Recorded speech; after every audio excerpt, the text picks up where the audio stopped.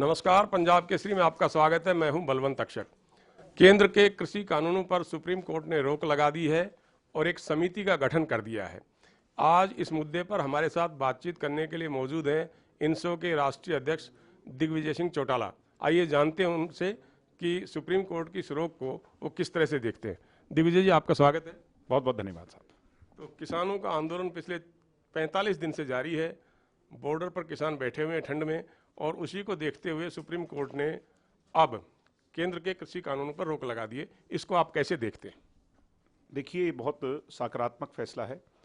माननीय उच्चतम न्यायालय ने जो आज बीच में मध्यस्थता कर करके किसान जो विशेष तौर पर बुजुर्ग बैठे हैं, महिलाएं बैठी हैं, बच्चे बैठे हैं और आमजन को भी जो समस्याएं हो रही हैं, उन सारी चीज़ों को देखते हुए जो आज फैसला लिया और केंद्र की सरकार को डायरेक्ट किया, किसानों की वहाँ पर बात सुनी और उस पर ये जो फैसला आया है इसको हम जो है ना बहुत पॉजिटिविटी से एक्सेप्ट करते हैं और ये उम्मीद करते हैं कि जो आज शुरुआत हुई है इससे ये किसानों की बड़ी जो समस्या है या जो उनकी सारी मांगे हैं उनका हल और समाधान निकल पाएगा। ये जो सुप्रीम कोर्ट ने एक कमेटी भी बनाई है, आपके हिसाब से ये कमेटी क्या करेगी और कब तक वो रिपोर्ट दे सकती है? अभी ये तो नहीं पता हमें कि उसके कौन मेंबर हैं, कौन लोग उसमें शामिल हैं। जैसे ही पता चलेगा उन सारी बातों को देखकर मैं ये मानता हूं कि उसमें किसान संगठन के जो लोग हैं उनको सबको भी शामिल कर करके और उसके साथ एग्रीकल्चर से रिलेटेड क्योंकि और बहुत सारे व्यवसाय हैं उन लोगों को भी इसमें शामिल कर करके इसको ब्रॉडर प्रोस्पेक्ट पर एक ऐसी कमेटी बनाया जाना चाहिए जिससे जो ये शुरुआत हुई है इससे और जो समस्याएं किसान की हैं जो आज इस मंच पर नहीं बोली जा रही हों उन सभी चीज़ों का भी हल निकल सके। और मैं ये मानता हूँ, मैं इसको ब्लेसिंग इन डिस्गाइज, मुश्किल है, संघर्ष किसान कर रहे हैं, मगर ब्लेसिंग इन डिस्गाइज, बुराई में अच्छाई ये है कि आज किसान देश की सबसे बड़ी न्यूज़ है। किसान के मुद्दे देश के सबसे बड़े मुद्दे बने हैं, ये अपने आप में एक बहुत बड़ी बात है और इस मौके पर उन सारी समस्याओं का भी समाधान निकल जाना चाहिए। इसको हमें इस तरीके से देखना चाहिए। Deputy chief minister Dushyant Chautala ji अपनी पार्टी के विधायकों के साथ केंद्रीय गृह मंत्री अमित शाह साहब से मिलने वाले हैं।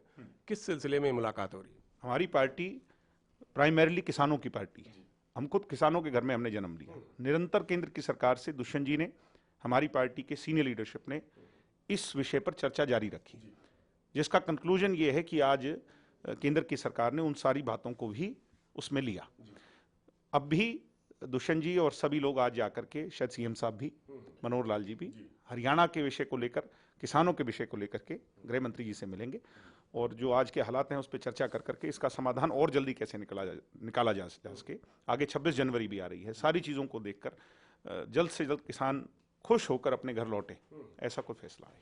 अच्छा, किसान संगठनों की प्रतिक्रिया जो है सुप्रीम कोर्ट के फैसले पर सकारात्मक है, जो कि अच्छी बात है। और लेकिन साथ ही उनका ये भी कहना है कि रोक नहीं, रोक तो कब सुप्रीम कोर्ट हटा ले कुछ कह नहीं सकते।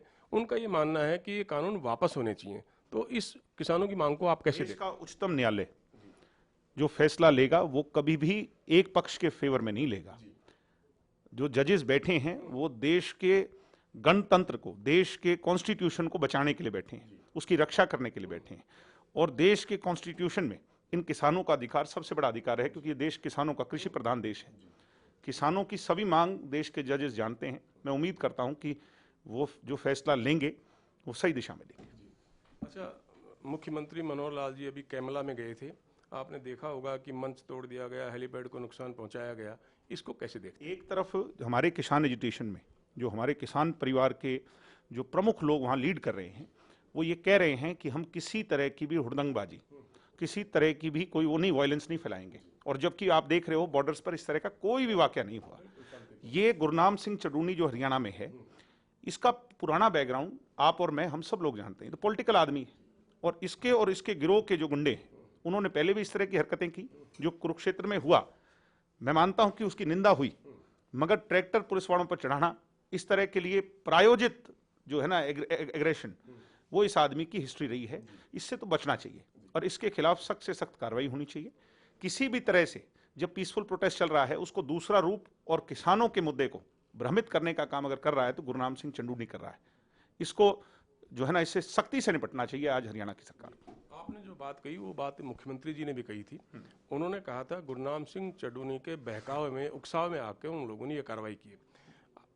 आप ये बताइए कि प्रधानमंत्री किसानों के खाते में साल में 6,000 रुपये डालते हैं, हरियाणा सरकार भी किसानों के हित में योजनाएं बना रही है लगातार, तो क्या प्रधानमंत्री के काम और मुख्यमंत्री के काम के बावजूद एक चड्ढूनी ऐसे नेता हैं जो किसानों को बहका सकते हैं? सरकार नहीं समझा सकती? हालात से खेल रहे हैं।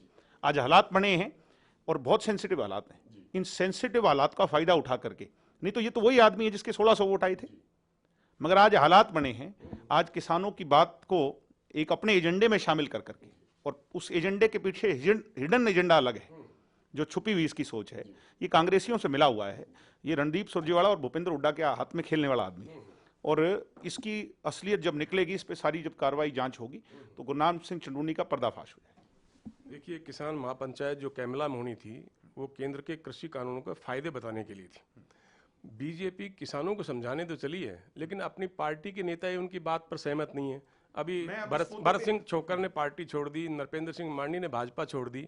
जो सरकार अपनी ही पार्टी के नेताओं को नहीं समझा पा रही, वो किसानों को कैसे समझाएगी? सर, इस बात पे हमें सहमत होना चाहिए कि जो ये कृषि कानून है, इसमें बहुत सारी कमियां खामियां हैं। किसानों की बहुत सारी ऐसे विषय हैं जिससे किसान चाहते हैं जिनमें बदलाव हो, और आज से नहीं चल रहा। ये दिल्ली जाके बैठे उससे भी पहले 2 महीने से ये मुद्दा बहुत गंभीरता से उठा हुआ है, जिसमें किसान उन बदलावों को चाह रहे थे। तो मैं ये मानता हूं कि बदलाव होने चाहिए। आज ये एनालाइज हमें नहीं करना चाहिए कि कौन सी पार्टी क्या कह रही है। बड़ा मुद्दा ये है किसानों का भला हो, कृषि कानूनों में सुधार हो, और कृषि कानून किसानों के पक्ष के हों। जब तक किसान उससे सेटिस्फाई और जो संतुष्टि नहीं होगी, तो फिर जिनके लिए हम कानून बना रहे हैं उनको वो कानून उन पे लगाने का कोई फायदा नहीं है। और सरकार और सुप्रीम कोर्ट आज दोनों इस सोच के हैं कि उनमें सुधार कैसे किया जाए। तो जेजेपी के विधायकों ने भी इन कृषि कानूनों का विरोध किया है। आप ही की पार्टी के विधायक हैं बरवाला से जोगीराम सियाग, जिनको आप चेयरमैन ही देना चाहते थे, उन्होंने इनकार कर दिया। जोगीराम जी की बात नहीं है, वो हमारी पार्टी के आदरणीय विधायक हैं। हमारी पूरी party in totality doctor Ajay Singh Chautala ji के नेतृत्व में इस बात को खुले तौर पर एंडोर्स करती है। हम इसका वो करते हैं कि इन कृषि कानूनों में बड़े बदलाव की आवश्यकता है। आज सुप्रीम कोर्ट ने उन्हें स्टे किया, किसानों की सहमति से कमेटी उनकी बात सुनकर वो बड़े बदलाव करे, जिससे कि किसानों के खिलाफ कोई भी ऐसा बिंदु ना हो जिससे कल को किसी का नुकसान हो, हमारे भाइयों का नुकसान, हमारे परिवार, किसान परिवार का नुकसान हो। इस आंदोलन के दौरान जिन किसानों ने शहादत दी है या जिन्होंने जान गंवा दी है, उनको कांग्रेस विधायक दल ने उनके परिवारों को 2-2 लाख रुपए की सहायता देने की बात कही है। आपकी पार्टी क्या सोचती है इस दिशा में, और सरकार को उनकी क्या मदद करनी? सरकार को, जो हरियाणा के लोग हैं, जिन्होंने, क्योंकि हरियाणा की सरकार हरियाणा के लोगों को ही दे सकती है, हम बाहर के लोगों को नहीं दे सकते। तो जिन लोगों की जान गई है इस आंदोलन के दौरान, जब ये आंदोलन समाप्त होगा, सरकार को फैसला लेके उनकी मदद करनी चाहिए। अच्छा, सरकार के पास फिलहाल पूरा बहुमत है, सरकार को कोई खतरा भी नजर नहीं आता बाहर से, लेकिन पूर्व मुख्यमंत्री भूपेंद्र सिंह हुड्डा कह रहे हैं कि विधानसभा का विशेष सत्र बुलाया जाना चाहिए ताकि हम अविश्वास प्रस्ताव लाएं और ये तय हो जाए कि कौन किसानों के साथ और कौन सरकार के साथ। भूपेंद्र हुड्डा तो इस बात को एंडोर्स करने वाले पहले व्यक्ति थे, उस कमेटी के वो चेयरपर्सन थे, जिन्होंने कृषि कानून जो आज लागू हैं, ये 2013-14 में वो लागू करना चाहते थे। वो तो ये बात बोल ही नहीं सकते।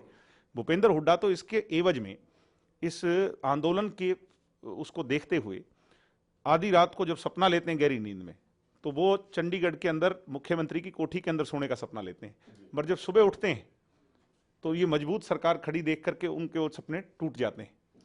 तो भूपेंद्र हुड्डा तो आज नहीं, ताउम्र भी कभी हरियाणा के मुख्यमंत्री नहीं बन सकते। जिन्होंने हरियाणा की जमीनें वाड्रा को बेची हों, जिन्होंने हरियाणा की जमीनें किसानों से हड़प कर रिलायंस जैसी कंपनियों को जो है कौड़ियों के भाव दे दी हो, वो हरियाणा का मुख्यमंत्री नहीं बन सकता। भूपेंद्र सिंह हुड्डा का भविष्य गर्त में है, कांग्रेस का भविष्य गर्त में। आप छात्र हितों के लिए लंबे समय से लड़ाई लड़ते रहे हैं, अभी भी छात्रों के हितों के लिए लड़ाई लड़ रहे हैं। ये कोरोना वैक्सीन आनी है, छात्रों को क्या ये आपको लगता है कि मुफ्त में टीके लगने चाहिए? हम हरियाणा की सरकार से मांग करेंगे, और मैं मुख्यमंत्री जी से, उप मुख्यमंत्री दोनों से बात कर करके इस बात को हम इंश्योर करेंगे कि गरीब परिवारों को और विशेष तौर पर हमारे स्टूडेंट्स को, क्योंकि स्टूडेंट्स ने बहुत बुरा दौर और बहुत संघर्ष किया है इस कोरोना के दौरान, इन दोनों जो है उनको ये टीके मुफ्त में लगने चाहिए, और मैं इस बात को आगे बढ़ाऊंगा। आखिरी सवाल ये है कि किसानों से आप क्या कहना चाहेंगे जो बॉर्डर पे बैठे हैं, आंदोलन कर रहे हैं? नहीं, किसान किसानों को मैं कुछ नहीं कहना चाहूँगा, वो सारी बात को स्वयं समझते हैं। आज की जो ये बातचीत हुई है, जो सुप्रीम कोर्ट की डायरेक्शंस आई हैं, मैं उम्मीद करता हूँ कि इससे इस आंदोलन की समाप्ति की ओर ये पहला कदम है। अब वो अपनी चर्चा कर करके और सुप्रीम कोर्ट में जाएंगे, कमेटी की फॉर्मेशन हो और कैसे इन सारी चीज़ों से निपटकर किसानों का फायदा हो। हमारा अल्टीमेट गोल ये है, किसानों का भला हो। शुक्रिया दिग्विजय जी, पंजाब केसरी से बातचीत। Thank you sir, thank you. तो ये थे इनसो के राष्ट्रीय अध्यक्ष दिग्विजय सिंह चौटाला, जिनका ये मानना है कि सुप्रीम कोर्ट का फैसला आने के बाद किसानों के हित में आगे बातचीत चलेगी और वो आपसी बातचीत करके उनको लगता है कि शायद वो आंदोलन समाप्त कर दें। पंजाब केसरी के लिए कैमरामैन अमनदीप सिंह के साथ बलवंत अक्षर, चंडीगढ़।